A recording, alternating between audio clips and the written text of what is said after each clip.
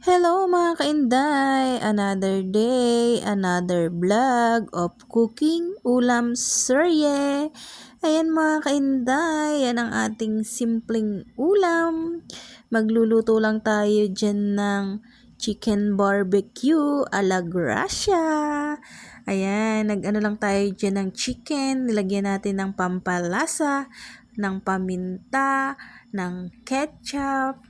At syempre, lalagyan din natin yan ng toyo at ng asukal. Yan. With ano na yan mga kainday, nilagyan ko na siya dyan ng calamansi juice. Yan. Then, so, halu-haluin lang natin yan. Imemekos-mekos lang natin yan. Syempre mga kainday, naghugas naman tayo ng kamay, kaya ready na natin kamayin yan. Lagi naman tayong malinis magluto, kaya ayan, mekos-mekos. Yan, halo-halo-halo hanggang sa ma-absorb na ng chicken yung ating mga ginamit na pampalasa dyan mga kainday.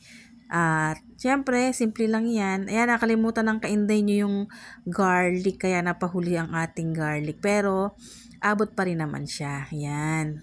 Okay na siya dyan. Isasalang na natin yan, mga kainday, at palalambutan natin. Ayan, kumukulo-kulo na siya dyan. At syempre, kailangan dyan, tuyo yung kanyang water.